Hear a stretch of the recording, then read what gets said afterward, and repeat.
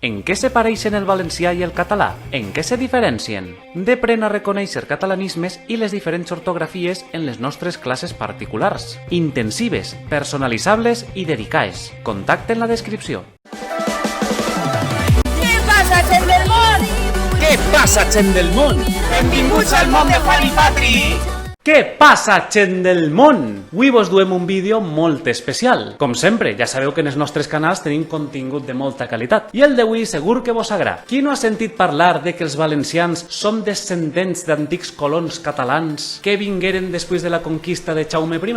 La societat valenciana i les entitats culturals més antigues, com lo Ratpenat, sempre han defès que no ho som. Però institucions governamentals i educatives valencianes modernes, com l'Acadèmia Valenciana de la Llengua, la ABL, o la pròpia Conselleria de Cultura, defenen que sí que ho som. Fins ara, aquest assumpte només se podia estudiar per mig de la documentació històrica i el registre cultural. Però la ciència biològica ha aportat noves ferramentes, com els estudis genètics. I és de lo que anem a parlar en este vídeo, del projecte Cognoms Catalans, estudi genètic dels cognoms catalans, valencians i balears, l'objectiu del qual era investigar a través de l'ADN l'evolució de 50 llinatges de la Comunitat Valenciana, les Illes Balears i Catalunya, 8 segles després de la conquista de Jaume I. Però en què consisteix exactament el repoblament català? Esta hipòtesi naix sobre 1856, de la mà del barcelonès Próspero de Bofarull i Mascaró, en aquell moment director de l'Arxiu General de la Corona d'Aragó, i al qual se'l considera un dels pares del nacionalisme català, o més concretament del seu treball interpretatiu sobre el llibre del repartiment de Jaume I, llibre en el que se repartien les terres valencianes conquistades entre els conquistadors. El seu treball, al contrari que els anteriors i els posteriors, li donava una major importància als conquistadors catalans, fins al punt de ser majoria en la repoblació de València. L'interpretació fon molt criticada, acusant-lo de manipulador, tendenciós i que se basava més en llegendes romàntiques que en ciència verídica. Encara així, el treball fon el detonant d'una autèntica revolució sociocultural procatalana en València, lo que se coneix com el moviment del pancatalanisme. A partir d'ahí, les idees de que tant els valencians com la nostra cultura, costums, idioma o inclús llinatges eren d'origen català se multiplicaren. L'idea se centrava en que en aplegar Jaume I a València expulsà pràcticament la totalitat de la població musulmana i repoblar les terres de costa en catalans i les de l'interior en aragonesos. Els majors problemes i crítiques a Próspero se basaven en que res d'això apareixia reconegut en cap document històric. És més, en el mateix llibre dels fets, escrit pel propi Jaume I i que narra la conquista de València com si fora una novel·la, el propi rei afirma que no s'expulsa a la població nativa. Els demés treballs centrats en la repoblació de València atestiguaren que els catalans foren una minoria tant en l'exèrcit de Jaume I com en els repartiments posteriors, estimant-se entre un 2 i un 7% dels repobladors, com l'estudi d'aveïnaments de la paleògrafa i doctora en història Ampar Cabanes Pecourt, de l'any 2000, en el que atestiguava que els múltiples llibres del repartiment no coincidien en les cartes de poblament, que en última instància mostren qui realment ocupa unes terres en concret. A part, també estaria l'ampli testimoni històric pel que els valencians s'autodesignen com un poble propi, en llengua pròpia, història pròpia, com la documentació del Sigle d'Or valencià. Així també tenim que parlar de la llegenda de les 300 doncelles de Lleida, una història romàntica del segle XVI que diu que els soldats de Jaume I se casaren en 300 doncelles catalanes per a repoblar València, però que en termes de població és impossible, ja que en Lleida en l'edat mitja no n'hi haven tantes dones disponibles. Si voleu saber més, ací teniu un vídeo on ho expliquem. Però ara anem a parlar de les ferramentes modernes, de l'estudi genètic. El projecte d'investigació genètica Cognoms Catalans, llinatges catalans en valencià, comença a elaborar-se en l'any 2010. Estigué dirigit per Francesc Calafell, Jaume Bernat Petit i David Comas, 3 investigadors de l'Institut de Biologia Evolutiva de l'Universitat Pompeu Fabra de Barcelona i fon financiat per l'Institut d'Estudis Catalans, l'IEC. Grans experts genetistes, tant a nivell nacional com internacional. Podeu trobar més informació en la web de l'estudi cognoms.upf.edu. L'objectiu era seguir el rastre del cromosoma Y, que només el posseeixen els homes i que només se transmet de pares a fills, entre barons, junten els llinatges catalans més comuns, per a determinar el parentesc entre persones que tingueren el mateix llinatge. Al igual que permaneix el llinatge del baró, també permaneixeria el cromosoma I. I què comprenia l'estudi com a llinatge català? Pues tot aquell que, com a paraula d'una llengua, pertany al català. L'estudi buscava respondre diferents preguntes. Per què uns llinatges són més freqüents que altres? Alguns són heretats, però altres representen oficis i no parentesc, com ferrer. En quina freqüència el cromosoma I i el llinatge s'hereten junts? Perquè a vegades n'hi ha adopcions o canvis de llinatge. Descendixen d'estrangers nord-africans, centreeuropeus, els que tenen llinatges estrangers, com Miquel, Gasull, i a la que més no s'inclou en este vídeo. Els llinatges valencians i balears tenen un origen català o són autòctons de cada zona? S'estudiaren 50 llinatges, entre els que estaven Albert, Cardona, Ferrer, Gasull, Oriol, Roig, Vives. Se prengueren mostres de 2.500 persones, tots hòmens, 50 per llinatge. Tot el que s'apuntava ho feia de forma voluntària. I les conclusions, acabat l'estudi en l'any 2013, foren que no hi ha vinculació genètica entre valencians i catalans. Segons ho declarava textualment l'investigador de l'Institut de Biologia Evolutiva de l'Universitat Pompeu Fabra, Francesc Calafell.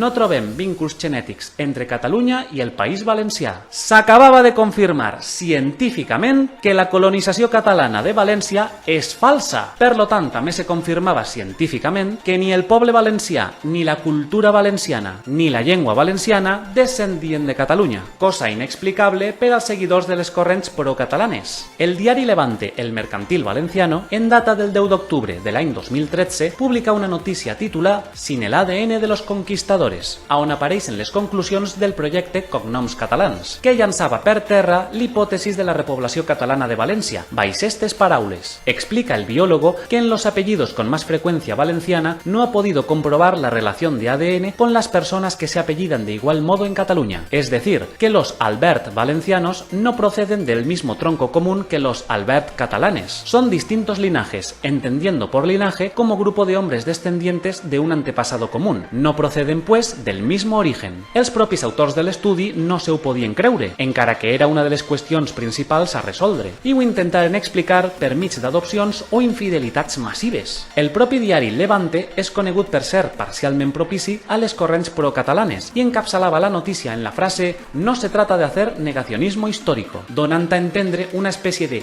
justificació davant dels resultats de l'estudi genètic. Saps lo que és Patreon? Una pàgina on pots ajudar-nos a millorar. I a canvi tens accés a contingut únic que només publiquem ahir. A rebre regals i entrar en sortejos. I tindre l'oportunitat de conèixer-nos i sopar junts. A part de tot lo anterior. Enllaç en la descripció. Estudi del que, per altra banda, ja se preveien els resultats. En l'any 2010, científics de l'Universitat Pompeu Fabra de Barcelona, dirigits pels ja mencionats Francesc Calafell i Jaume Bernat Petit, ja elaboraren el, fins al moment, major estudi genètic d'Espanya. Estudiaren a 300 individus, de 10 regions espanyoles, i tractava d'identificar o descartar als bascos com un grup genètic independent als demés espanyols. I les conclusions de l'estudi, arreplegades en la revista especialitzada Human Genetics, sorprengueren a tots, en especial als valencians. Resulta que la població espanyola és molt homogènia genèticament i que els bascos no són un grup genètic a part. Els més diferents a tots els espanyols són els extremenys i els segons més diferents els valencians.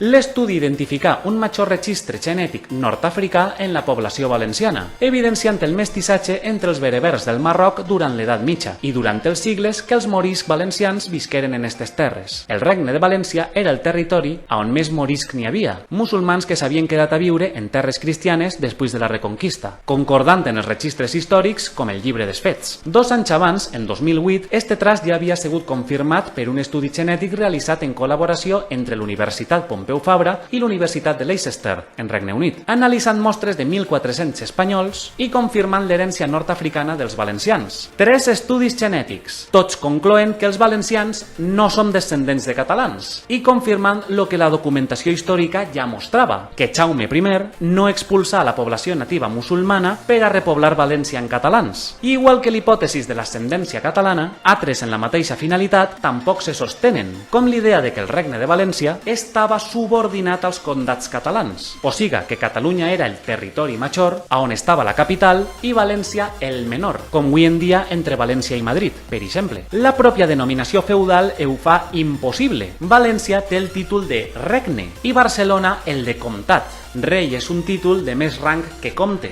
per no parlar del Principat de Catalunya, que ni tan sols existís com a títol oficial, sinó que és un títol honorífic otorgat en el segle XV, mentre que València ja era regne en el XIII. Podeu comprovar-ho en la llista de títols nobiliaris del rei d'Espanya, on figura el de rei de València, però no el de príncep de Catalunya, o també l'idea de que fon la noblea catalana l'encarrega de culturitzar a la cort valenciana. Encara que la majoria de catalans que vingueren a València eren nobles i molts foren antepassats de grans figures culturals valencianes, com és el cas d'Ausiàs Marc, és impossible que sense cap sistema educatiu públic, a apenes 100 anys de la reconquista de Jaume I, se li ensenyara valencià a més de 200.000 persones, que era la població que tenia per aquells moments el Regne de València, i esclatara un sigle d'or literari propi en denominació pròpia per a l'idioma. Físicament és impossible, no quadren els números. Llavors, quines conclusions podem traure? Per què si estos resultats són concloents i han sigut avalats per múltiples institucions i processos científics d'història, llengua i inclús biologia, l'Acadèmia Valenciana de la Llengua, la AVL i altres institucions continuen basant-se en l'hipòtesis de la repoblació per a afirmar que els valencians som descendents de catalans? Quin benefici pot dur? Pues benefici polític, igual que el que li dona a Próspero de Bofarull en el segle XIX, o a molts valencians procatalans des d'aquell moment. Catalunya és una de les regions més riques d'Espanya i la seva política basada en el nacionalisme és tremendament influent, fins al punt de que no importa quanta documentació se presente, ni quant objectiva siga, inclús si l'ha elaborat la pròpia Universitat Pompeu Fabra de Barcelona i ha sigut financiat per l'Institut d'Estudis Catalans. Des d'este canal convidem a la despolitització de la cultura, ja que se respecte la cultura i poble valencians, que cada dia lluitem per ser reconeguts, inclús entre els nostres propis germans.